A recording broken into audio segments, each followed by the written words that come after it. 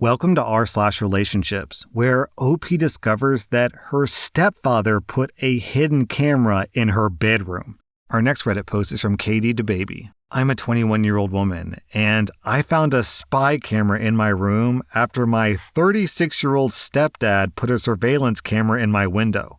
My stepdad installed a surveillance camera positioned outside my window to scan our backyard while him and my mother and two younger brothers go camping. I couldn't go on the trip since I had work, so I was staying home to house sit and feed our animals. My stepdad recently put up new cameras outside, so I didn't see anything wrong with him positioning one outside my window. The very next day, I had my boyfriend stay over. He discovered that the surveillance camera that was ran from outside my window and into my room was being powered by one of those spy camera power blocks. So for clarity here, I think what OP means is that the cord for the outside camera runs inside of OP's room, and that cord plugs into a power block with a hidden spy camera inside of it. So there's two cameras, one outside the house and one hidden inside of the power block. For context, my relationship with my stepdad hasn't always been the best, and we tend to butt heads a lot. He said a lot of questionable things in the past that I've written off because he's my dad, and I would never think that he intended to be inappropriate or harmful. He's been in my life since I was 8 years old.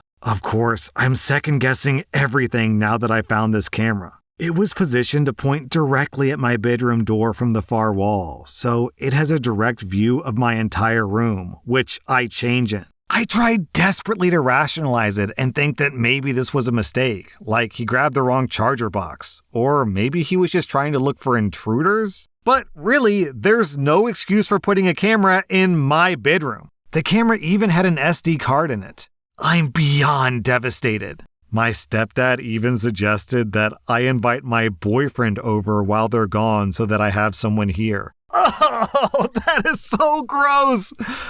Which is something my dad would normally never do, considering he's made it clear before that he doesn't want my boyfriend over when no one is home, because he doesn't want us screwing in his home. My boyfriend and I are going through the SD card to see if there's anything in it. I'm at a complete loss at how to even bring this up to my mom. I confided in my aunt and uncle since they live close by, and they've been very supportive of me having a conversation with my mom about it. This whole situation is extremely upsetting. I at least have some family to support me as I navigate this, but I don't even know how to bring this up to my mom. This is obviously gonna change everything. She had my 5-year-old brother with him. My mind is racing with the consequences that this is going to have on our family. Has anyone that's been in a similar situation have any advice? How can I do this without causing extreme damage to the family? Although that may not be possible. Then OP posted an update. I went to the police station tonight and filed a police report and turned in the spy camera with the SD card. The officer said that this is a serious offense and will likely get a call early next week from an investigator due to the severity of the situation.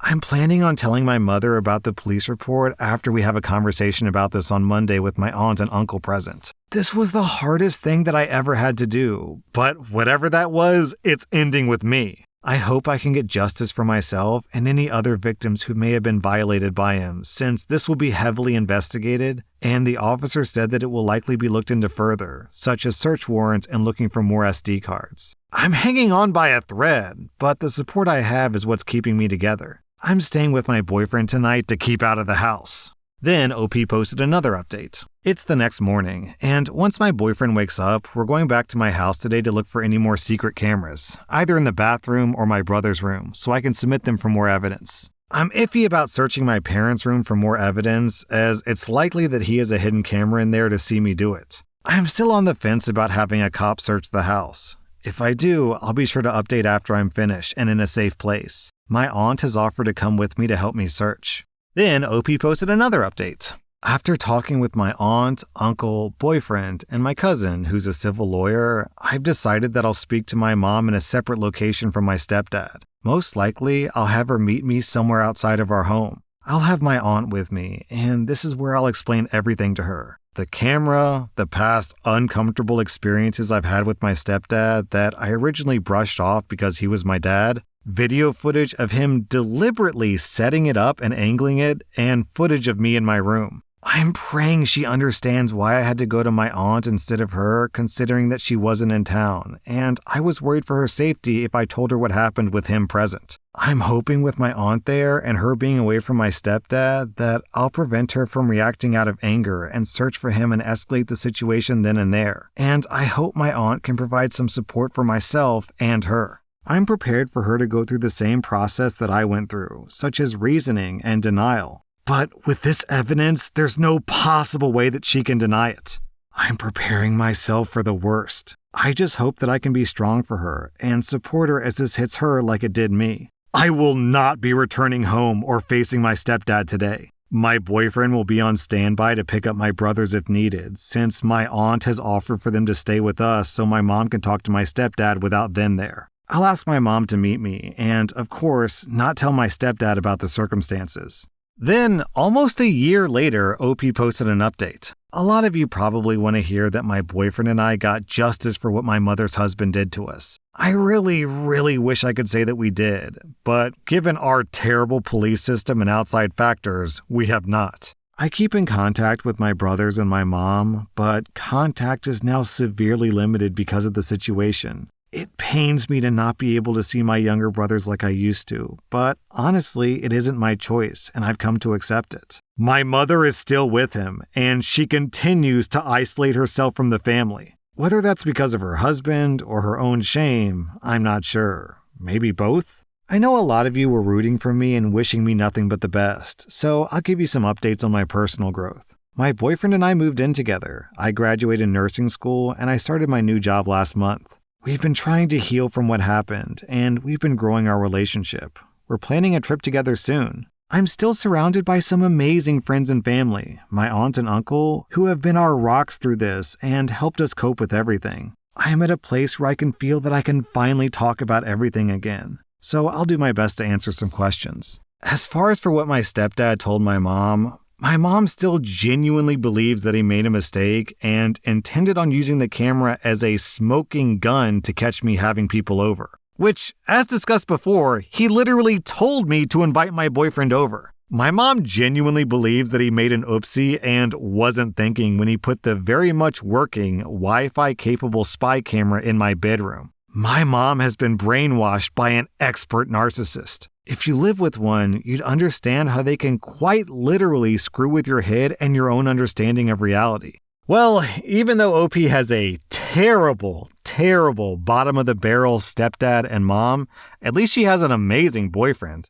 How on earth did that boyfriend manage to spot a hidden spy camera the first time he was over? I guess because the stepdad had just installed security cameras, he thought, I wonder if there are any other cameras, and then maybe he thought, maybe there's a hidden camera? I don't know, but that boyfriend is hawk-eyed. Our next Reddit post is from Deleted. I'm 21 years old, and I found out that my whole family was going on a vacation when I was told to look after the family pet. My siblings have yet to move out of our childhood home, and I've been off at university. I'm so empty, and it feels horrible. I've been trying to act like I didn't care, but when they were driving to the airport, I couldn't stop crying. My mother was so hurt, and they kept saying that they loved me. The last time we went on a family vacation was like 8 years ago. I've been crying so much that I had cramps in my abdomen. I wrote them a message trying to make them understand what I was feeling and that it hurt me a lot. They responded that I was ruining their vacation and to just accept it. They said they thought that I wanted to be free. I know that it might have been a butthole move to mention this on the first day of their vacation, but the pictures they sent being all happy made my emotions that I've tried to hide come through. I've never felt this left out, and I feel like I'm not a family member. I'm trapped in the house taking care of an animal when they're out being a family on holiday. I feel heartbroken. My plan right now is to leave the pet with a relative and go back to university and dive into school to forget. How can I forgive them? Has this happened to anyone else? Also, in an edit, OP clarifies that they would have paid for their vacation themselves if they knew about it. OP writes, "They even brought my 19-year-old brother who complained that he would rather play video games at home. So they're all there, the whole family. They brought my brother so that it would be a family trip. I wouldn't have batted an eye if only my sister went." Oof, that stings, OP. The 1-2 punch of abandoning you and then criticizing you for calling them out on it is just too much in my book. If I were in your shoes, I would probably consider going no contact, because if they're not going to treat you like family, then why should you treat them like family? Our next Reddit post is from RaidStar. 3 years ago, during COVID, my ex-wife Petunia cheated on me. We have one young son and we've been married for 7 years. I tried to work things out, but her mom convinced her she cheated because she was unhappy with me. It was a very high conflict divorce, and at first, I made a few bad decisions, like letting her have access to our joint bank account. I had a ton of false police allegations against me, and CPS calls. So I started recording everything on camera. I walked around with a body cam outdoors. I was utterly self-monitored to avoid any allegations. A week after I put up the cameras, I caught her and her family breaking into my house. Legally speaking, she didn't get arrested because we're still married, but it does look bad in court. However, I took my lawyer's advice and accepted the custody that my state gives fathers. Fortunately for me, my ex-wife fell in love with someone in a European country and handed away most of the rights to my son. Most, as in I got full custody, but she retained legal custody. As in, she could pull him out of school or get his medical records. My lawyer said this protected me if we went back to court because she would probably win before that and I would look bad. 1 year later, she's getting divorced a second time and is moving in with our mutual friend. The divorce happened about a month ago, and during this time, she hasn't attempted to visit my son. As a side note here, my lawyer advised me to play it cool, don't antagonize her, and don't withhold our son. Also, he told me to buy a house. I'm in a position to do so now, and to set down roots to make it harder to take my son away from me. Again, our divorce was high conflict, and I was terrified that she would try to take him away from me. I am more than willing to allow her to see her son, and I want to do the right thing and let my son grow up happy. Honestly, that's all I care about. Her history says that she's highly volatile, and I'm concerned. Well, here's the core problem. The crux is that she wants to move in with me for a few weeks until her YouTube career takes off. I'm not insane, so I don't have any confidence in this career. I also question her mental health. So our mutual friends that my ex-wife is staying with, a couple with 3 kids, grew tired of Petunia, and for good reason. They assumed that she would do the usual thing, get a job and get back on her feet. They also work very hard and sometimes struggle to get by. So them working 10 hours a day and then coming home to see someone doing absolutely nothing is very discouraging. They gave her a deadline to get out, or they would involve legal matters. That deadline is in a few days. So Petunia has decided to call me and ask if she could live with me for a few weeks. Petunia has also joined some New Age religion. It's called the Aetherius Society. Hold up, I gotta look this up.